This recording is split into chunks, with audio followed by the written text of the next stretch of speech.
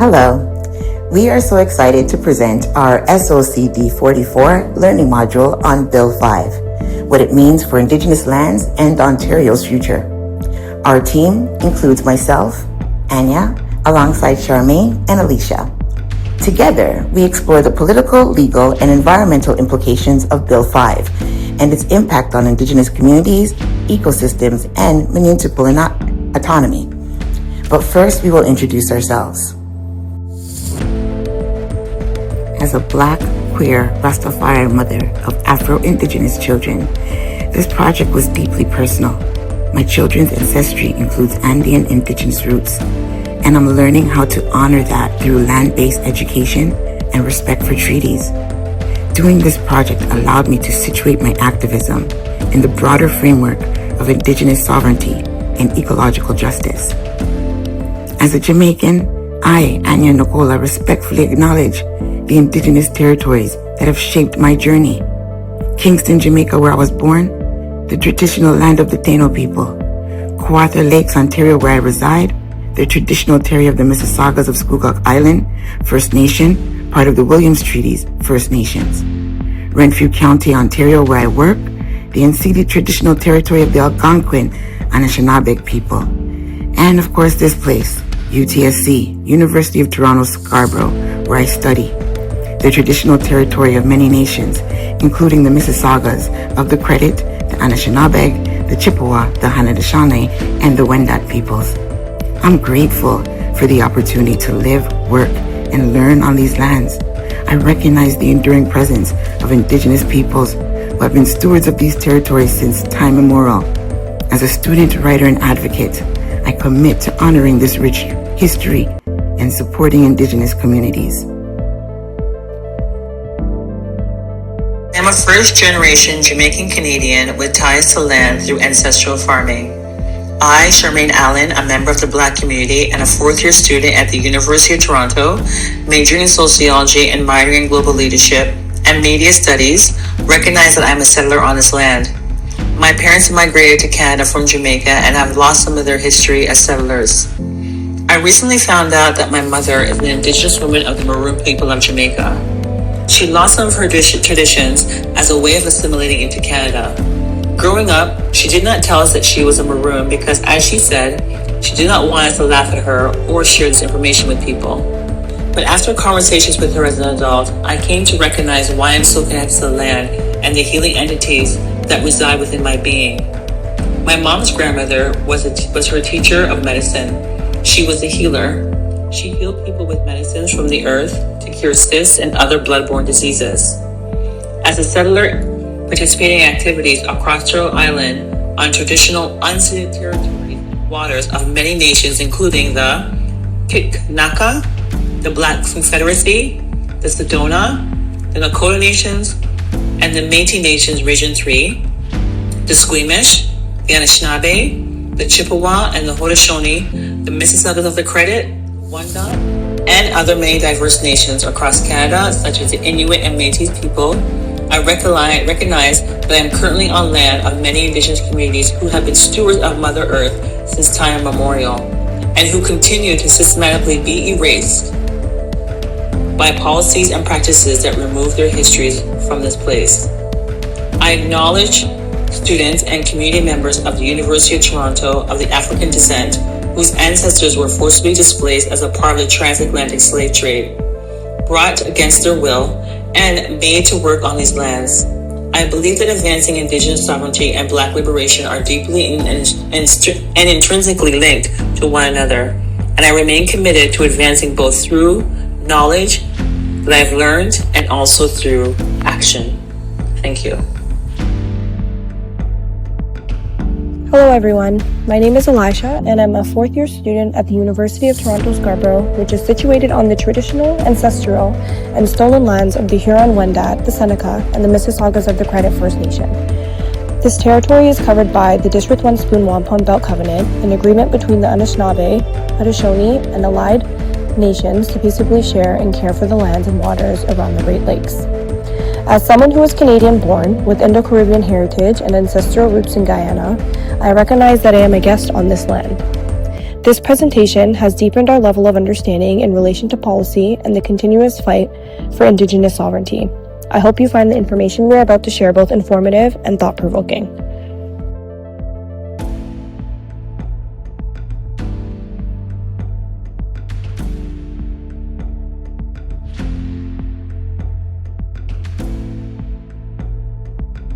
Bill 5, known as the Build More Mines Act, was introduced by the Ontario government in 2023.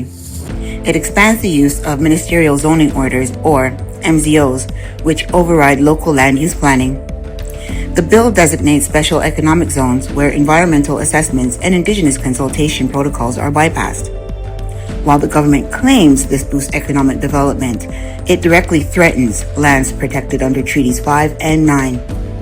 Bill 5 reflects a broader political strategy of deregulation that places development above environmental protection and Indigenous rights. Who was affected? Bill 5 has significant implications for Indigenous communities in Northern Ontario, particularly those under Treaties 5 and 9. While Treaty 5 primarily spans Manitoba and Saskatchewan, a portion of it extends into Ontario and is directly impacted by this legislation. Affected communities include Northwest Angle 33 First Nation and Anaki with Zing 37 First Nation, formerly Northwest Angle 37, both located in the Kenora District. These Anishinaabe nations are geographically fragmented, making them especially vulnerable to land use decisions made without their input. The most concerning aspect of Bill 5 is its removal of protections for Indigenous land rights. It enables development without meaningful consultation or free, prior, and informed consent, violating principles of Indigenous sovereignty. It also strips municipalities, especially those in rural, resource-rich areas, of their zoning authority, centralizing power in the lands of provincial decision-makers. Thank you, Charmaine. Now I will go over the resistances to Bill 5. This bill, titled the Protect Ontario by Unleashing Our Economy Act, are coming not just from Ford's usual opponents such as political parties, but understandably First Nations leaders and environmental and human rights groups. They are making it known that this bill poses a real economic threat to our already endangered species and our environmental protection laws that are currently in place.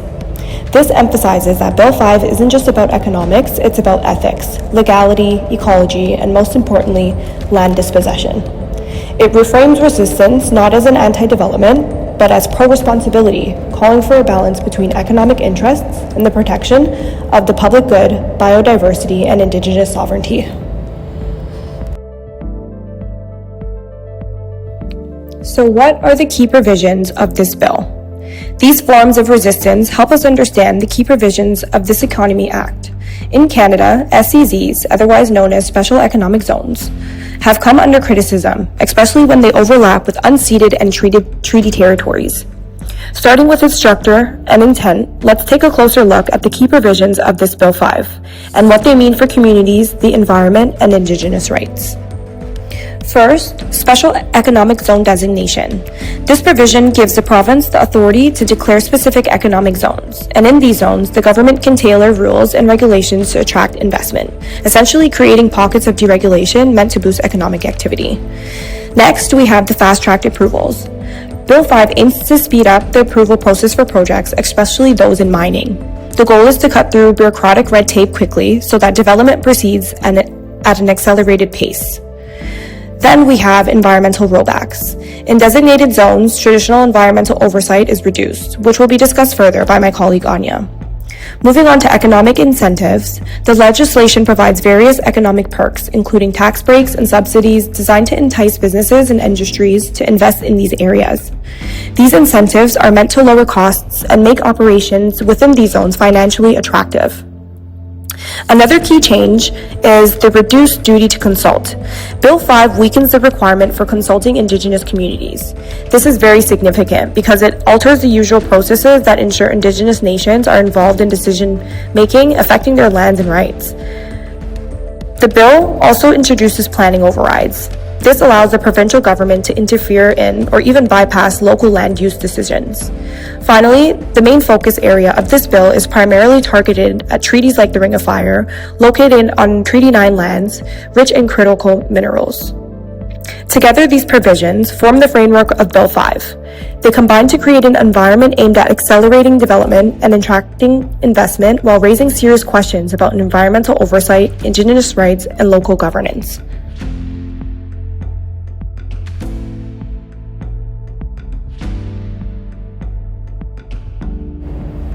The first wave of resistance to Ontario's Bill 5 was immediate and powerful.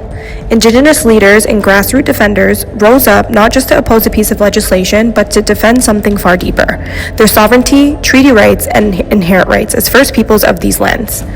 Ultimately, the gather for their fight began on May 22, 2025, when the Chiefs of Ontario, including Regional Chief Abraham Benedict and Grand Chief Fiddler, First Nation leaders from communities like Kitchiname, Kusib, Inuwag, Naskaga, and Grassy Narrows traveled more than 1,000 kilometers from their territories to confront the Ontario government at Queen's Park in Ontario, where they held a public hearing in relation to this cause.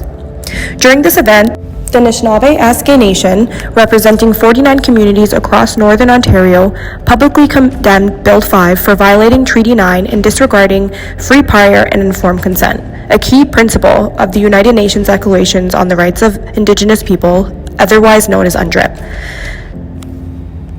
Grand Chief Alvin Fiddler of the Anishinaabe Nation, NAN, declared at the legislature there will be confrontation on the ground. Their resistance served as a powerful warning: this bill must be built upon the foundation of their treaties and inherent rights, not upon their erasure or exclusion, signaling that if consultation didn't happen, resistance could escalate beyond the legislature. Immediately after, protests continued, and media statements and threats of protesting would occur where these leaders like Grand Chief Alvin and grassroots organizations like Grassy Narrows, Yellowhead Institute, and the Indigenous Land Defenders made it clear that blockades, land-based resistance, and legal action would be at the forefront of this protest. Furthermore, at the heart of this battle is the Ring of Fire, a mineral-rich zone located in northern Ontario James Bay lowlands. This large remote wetland is one of the most ecologically sensitive ecosystems in North America, but more importantly, it is the ancestral homeland of several Indigenous nations protected under Treaty 9 and Treaty 5. This form of resistance to the bill was also shared by both Arrowland and Martin Falls First Nations, located within the Ring of Fire region. And despite their agreement to resources and economic development of a gateway to the Ring of Fire that included maintenance and upgrades to Highway 584 and Highway 11, Arrowland First Nation had been consulted in environmental assessment processes due to overlapping traditional territories such as Treaty 9, but they have never consented to mining in their territories. This agreement is another example of how the government continues to mislead, violate treaty rights, and put sacred Indigenous sites at risk while weakening protection for endangered species. Now, this led to leadership at a Treaty 9 First Nation setting fire to documents about the proposed road to the Ring of Fire on June 13, 2025. This was sending a message of resistance to the Doug Ford government about its plans to start mining in the region by pushing through Bill 5 without Indigenous consultation. Another powerful form of resistance to Bill 5 has come from environmental and human rights organizations, including the Canadian Environmental Law Association and the Canadian Civil Liberties Association. These groups have launched public protests and legal challenges arguing that the bill represents a form of legalized land appropriation, with environmental assessment bypasses and regulatory rollbacks that are neither fair nor just. Political opposition also has been strong. The New Democratic Party, NDP, led by MPP Sol Mamakwa, has vocally opposed the bill. MPP Mamakwa has repeatedly called for public hearings in Thunder Bay, demanding that Northern and Indigenous voices be centered in decisions that directly impact their lands and futures. The NDP's resistance has also enabled broader public engagement, including petitions and calls for accountability.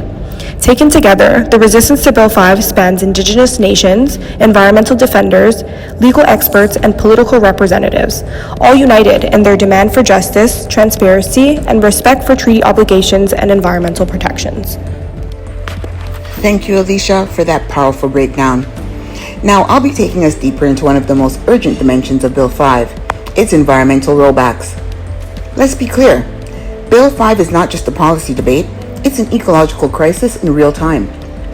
This legislation aggressively strips away environmental protections that were put in place to safeguard Ontario's most sensitive ecosystems. Under Bill 5, wetlands, essential for flood prevention, water purification, and carbon capture, can now be bulldozed for development without comprehensive environmental assessments. Wildlife corridors critical to species like frogs, turtles, and migratory birds are being fragmented or erased entirely. And it doesn't stop there. Bill 5 introduces so-called special economic zones, fast-track developmental regions where industrial projects face reduced environmental oversight. As my colleagues have previously mentioned, one of the most impacted regions is the Ring of Fire, rich in critical minerals like nickel, cobalt, and chromite. These are the materials the government says we need for EV batteries, hydrogen fuel cells, and defense technologies. But that extraction comes at a steep cost. That cost includes ecological damage across the James Bay lowlands, one of the world's largest carbon sinks, and the displacement of Indigenous communities like Webeke and Martin Falls, who have long voiced concerns about land degradation and water contamination. According to the Haudenosaunee Development Institute, this bill directly violates Indigenous jurisdiction, bypasses archaeological and environmental assessments, and creates lawless economic zones, where sacred lands can be exploited without consent or compensation. In their words, Bill 5 must be rejected in defense of Indigenous sovereignty. These rollbacks also undermine Canada's commitments under UNDRIP, the United Nations Declaration on the Rights of Indigenous Peoples, specifically Articles 19, 26, and 32, which guarantee free, prior, and informed consent before development can occur. This isn't just poor planning. It's a deliberate step backward for both environmental justice and reconciliation. The bottom line, Ontario may gain minerals, but we lose ecosystems, violate treaties, and ignore the knowledge of land stewards who have protected these territories for generations. Well, as we've been reporting, the Protect Ontario by Unleashing Our Economy Act, or Bill 5, has now been passed, despite the concerns being raised by First Nations. It's the latest piece of legislation provincial governments have been looking to approve, as jurisdictions all over are looking to get development projects off the ground in the face of the Trump tariffs. For more, our Truth and Politics panel is here. Jennifer Lewitz is the CEO of Pusquash Strategies, and Egon Sinclair is a columnist with the Winnipeg Free Press. Thanks to you both for being here. Jennifer, we'll start with you. Bill 5 has passed in the Ontario legislature. Your thoughts on the bill passing and, some of the debate around this that saw MPP Saul Mamakwa removed from the legislature earlier in the week? Well, I think we're essentially seeing what kickstarted Idle No More in the beginning essentially happening again.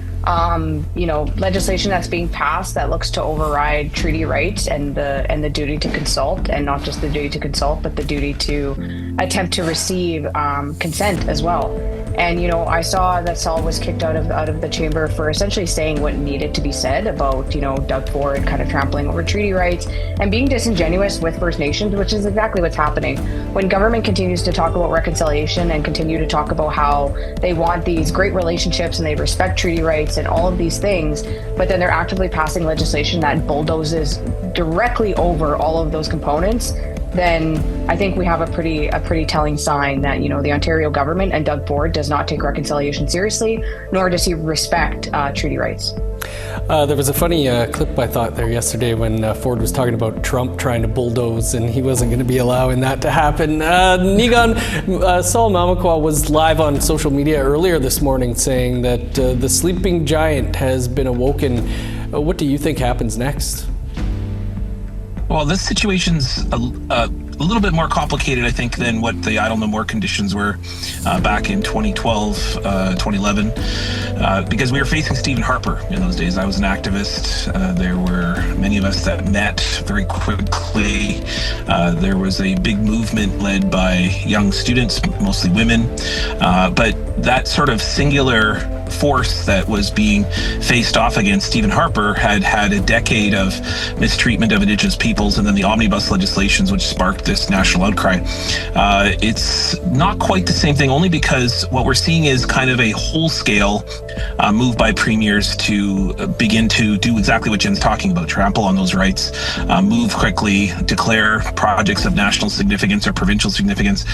We're also seeing, though, NDP provincial governments in BC, for example, moving very quickly to move beyond the time it takes to adequately consult and fulfill constitutional duties.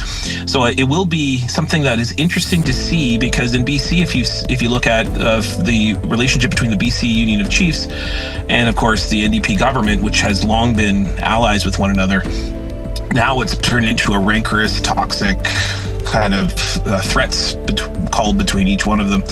The question will be whether First Nations people, who have all the different political tastes and political interests, will unify on this singular issue of resource development. That will be curious to see whether that happens, because we know that there's many First Nations people, for example, in Mark Carney's government, not just in ministers, but also within staff, within Indigenous affairs, and so on. Jennifer, Bill 5, the Protect Ontario by Unleashing Our Economy Act, as Nicola mentions, is not the only piece of legislation of this kind being passed by provincial governments. And First Nations in each province are saying there was no consultation. When it comes to the Ring of Fire alone, I think I've been reporting on that for like 18 years. Was there a need to rush these bills? I think, the provinces are in a state where there is an active tug of war happening right now with the conversation around sovereignty at a provincial level, at a national level, and even with our First Nations governance. And I think what's happening now is that we're seeing provinces say, well, Ottawa has been stagnant. We haven't been seeing resource development like we should be. We're actually seeing legislation and, policy out of the federal government, like the emissions cap and things like that provinces and industry feel like are trampling on their non-existent right to essentially just get projects up and rolling at an unprecedented rate. And, I know that provinces do want to see growth in their provinces. I'm not naive to that. Industry in Saskatchewan is huge. Agriculture, potash, those are the things that keep our economy going. But at the same time, there are First Nations across the country that want to be consulted with and consent. And one of the things that I wish people knew more of is that, self-determination is huge. And it's not that every nation or every First Nations person is against resource development, but it's not just about consult and consent. It's also making sure that if those decisions are made or projects go through and they are, being rammed through our traditional territories, that we are active participants at the table. Resource revenue sharing, having those conversations, helping outline what environmental protection actually means, how those projects should move forward. But not only are these provincial governments looking to just bulldoze over our rights, get projects moving, but we're actually being left out. And our communities will continue to live in poverty because of it. And who knows the land better than our people? So any project that moves forward throughout our traditional territories, we should be at the table. And it's going to differ province by province and treaty by treaty, whether it's Dene, Cree, Dakota people, but we still need to have our protocols outlined and be at those tables.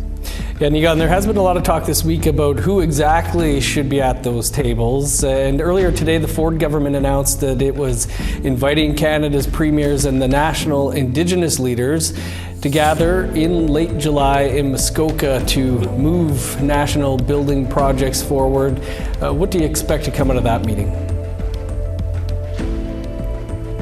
Well, I was encouraged to see and hear National Chief Cindy Woodhouse identify clearly that she's not a rights holder.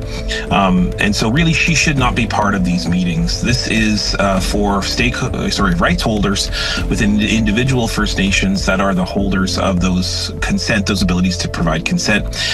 Canada's always wanted to deal with one kind of Native person, one Native organization, one chief, and has always imposed that, whether it's in the Indian Act, whether it's in negotiations, even with the constitutional talks back in the 1980s. They've never wanted to deal with a group of people.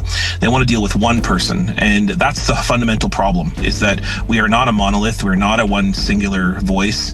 We are 640 plus recognized First Nations, another 150 who are in the process of recognition, hundreds of Métis communities, Red River Métis Nation, which is quite identifiable, that other nations that are talking about themselves as mixed blood people in different ways.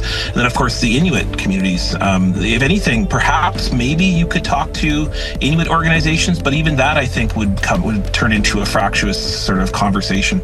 The bottom line of it is that Canada's got to find ways to be able to deal with Indigenous peoples appropriately, culturally specifically, and geographically. Because if you leave First Nations people, for example, to say, if you say to them, how do you want to deal with us, they will form.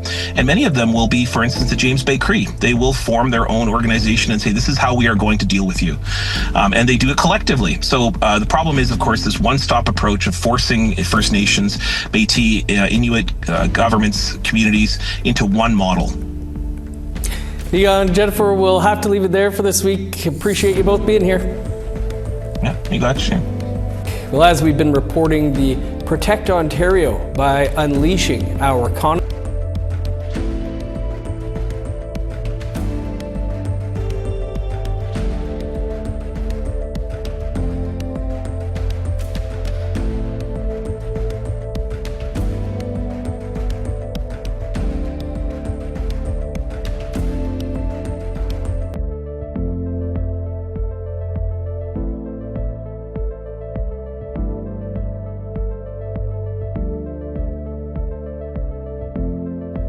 So now I will go over why this bill has been created now. Why now? Creating new legislation is a part of this newly founded bill, as this bill amends or weakens several foundational pieces of past legislation in order to fast-track development. These legislations, or former legislations, include the Endangered Species Act 2007, the Environmental Assessment and Protection Act, the Mining Act, the Ontario Energy Board Act, the Ontario Heritage Act, and the Rebuilding Ontario Act. These amendments make it easier for corporations to start extraction projects faster, with less red tape, less environmental review, and in many cases, less Indigenous consultation. Ontario's Bill 5 is being framed as a necessary response to mounting economic pressures, especially in light of new trade dynamics and global competition. With the United States ramping up protection policies, particularly through the Inflation Reduction Act, they're aggressively pushing for dominance in critical minerals like chromite, lithium, cobalt, and nickel, the essential building blocks for green technologies and electric vehicles. In response, Ontario is now positioning itself as a global leader in the critical minerals supply chain. So Bill 5 is marketed as a way to secure foreign investment and to revitalize our electric vehicle supply chain and green energy transition, as the government believes this will help our economy in terms of promoting our own resource nationalism and global supply chain. But we must consider at what cost. Furthermore, this bill is also a part of a broader post-COVID economic recovery strategy. So Ontario was facing what some economists call secular stagnation even before the pandemic. And now the Ford government is using the post-pandemic moment to revive the manufacturing and resource sectors, which is an attempt to boost productivity and attract corporate investments at a faster rate. That's where fast-track mining approvals for corporate investments come under play. Under Bill 5, the goal is to slash approval timelines for major resource projects, cutting them in half, from 2 to 4 years down to months in some cases. On paper, this looks like economic growth, but in practice, it raises critical issues. Who gets to decide how this land is used? What happens to treaty rights, environmental protections, and democratic participation? In the face of mounting global competition and U.S. trade pressures, we must ask ourselves, are we asserting our sovereignty through strategic planning or surrendering it in the rush to attract investment? The path forward must not come from the expense of our environmental safeguards, democratic accountability, and most importantly, treaty obligations. The true cost of economic recovery should not be the erosion of the very values we claim to protect.